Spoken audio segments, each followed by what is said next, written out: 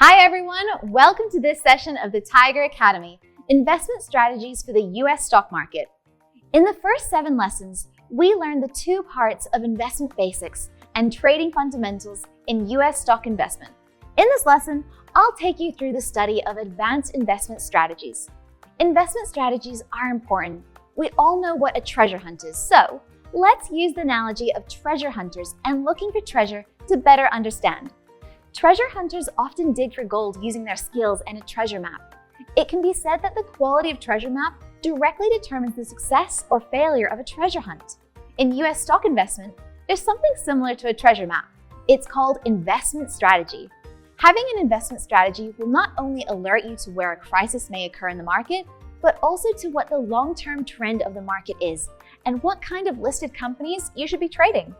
There are countless stock investment strategies in play in the trading market. Here, I'm going to introduce you to a classic top-down strategy that's divided into 3 steps. Step 1, assess the macro environment. Step 2, choose an industry and identify quality companies within that industry. Step 3, use technical indicators to determine the best entry and exit prices. Let's talk about step 1, assessing the macro environment. Very simply, this step is to help you determine if it's safe to dive into the water. The macro environment can be divided into 2 parts, the policy side and the capital side. Let's talk about the policy side first.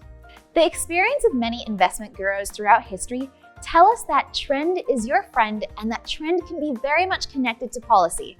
It's like going into a forest to dig for gold.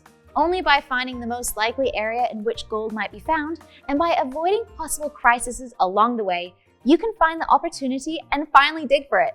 Being aware of changes in policy will help you identify areas where high-quality stocks are most likely to appear, which will greatly increase the success rate of your stock investing. What is the policy side? Simply put, stock market fluctuations caused by changes in government policy are called policy side and can generally be divided into 3 categories. Number 1, event risk. Number 2, fiscal policy. Number 3, monetary policy. Event risk are sudden changes, for example, a change in government policy, which can either support or restrict a certain industry for a certain purpose. The announcement of such policies can either give the stocks of the companies within the industry a boost or sink them. For example, in October 2021, White House Press Secretary Kevin Munoz announced on Twitter that the United States would cancel its restrictions on inbound travel for foreign tourists from 33 countries and regions, and that it would reopen its borders to tourism. International aviation and travel-related industries, which had been hit hard by the pandemic, reacted sharply to the news with a surge in ticket bookings from Europe to the United States and a rise in airline, hotel, and cruise stocks in the United States, with American Airlines stock rising 2.8%. Event risk may not always be good news. For example, in the last few months of 2020, the US Department of Justice and the Federal Trade Commission launched antitrust lawsuits against Google and Facebook. In March 2021, both the Senate and the House of Representatives held antitrust hearings to prepare a number of targeted drafts. During that period, the stock prices of Google and Facebook took a hit. So as an investor, we need to be mindful of what potentially might be an event risk that could affect or change the fundamental principle of a company or a sector. Now, let's talk about fiscal policy. The primary instigator of fiscal policy is government. When the economy is not doing well, the government will encourage investment in infrastructure and increase spending, sometimes to a point of a deficit budget, to try and stimulate economic development.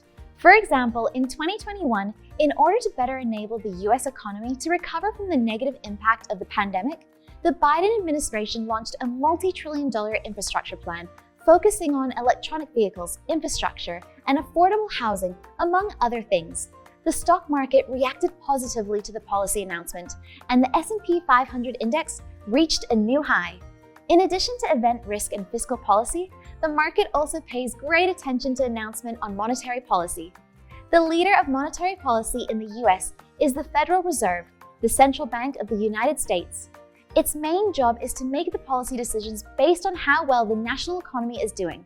If there's too much cash in circulation, they'll tighten up the supply, and if there's not enough, they'll relax monetary policy to increase the money supply. Interest rate hikes and cuts are the most important ways in which the Fed implements monetary policy. Simply put, If the Federal Reserve wants to increase the money supply, it will lower interest rates to buy US Treasury bonds, thus injecting dollars into the market. With more dollars in the market, interest rates will fall. On the contrary, if the Federal Reserve wants to raise interest rates, it will sell a large number of Treasury bonds to the market and soak up dollars.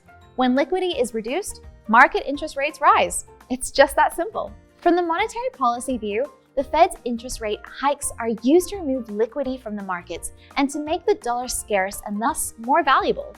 If the dollar rises in value, its purchasing power will rise, and the dollar index will begin to strengthen and rise along with it. Here, some investors may have doubts. Why should we raise interest rates? Isn't it better to have more money sloshing around in the market? This is the second question we're going to discuss. First of all, we can collectively refer to the money that's in circulation as the capital side. Generally speaking, the looser the monetary policy, the more abundant the capital side is in the markets and the better off the stock market is. The tighter monetary policy is, the tighter the capital side is, and the worse it is for the stock market. You can imagine that when monetary policy is loose, interest rates in the market will be lower. When that happens, government bonds and bank saving rates become less attractive, and more people prefer to invest their money in stock market to get the relatively high returns, which will directly benefit the stock market. In addition to targeting the stock market, monetary easing can reduce the cost of corporate borrowing and promote employment. Interest rate reductions reduce not only the rate paid on savings accounts, but also the rate that companies pay to borrow from banks. So, they are more likely to borrow money to grow their businesses, which helps grow the economy and jobs. From this perspective, isn't monetary easing a good thing? In fact, excessively loose monetary policy is not a good thing. The first goal of monetary easing is to lower interest rates, but low interest rates are harmful to retirees and others who rely on fixed income investments. If interest rates are too low, some investors who usually have a low risk tolerance will be forced to take on additional risk in order to generate income. A second point is that loose monetary policy may also overheat an economy. With the government's central bank frantically printing more money, the money supply begins to grow faster than the output of goods. This phenomenon inevitably leads to inflation. That is, your money is worth less and you need to spend more of it to live. For example, the loose monetary environment created during the pandemic led to a direct impact on our lives. In response to the downturn brought about by the extended shutdown of its economy, the US put in place a large number of monetary easing policies that dramatically increased the money supply. Combined with interruptions to the supply chain and the impact of the Ukrainian-Russian conflict on energy supply, that led to an explosion in inflation in the US. In response, the US Federal Reserve has recently implemented a series of steep interest rate hikes to try to reduce the money supply. The March inflation report released by the US Department of Labor in April shows the Consumer Price Index rising 8.5% year over year, the largest such increase since December 1981. Among those consumer prices, food rose by 1%, housing rose by 0.5%, and energy prices rose by 11%. Excessive monetary easing leads to serious inflation, which not only raises your overall cost of daily needs such as food, clothing, and fuel, but also devalues your currency.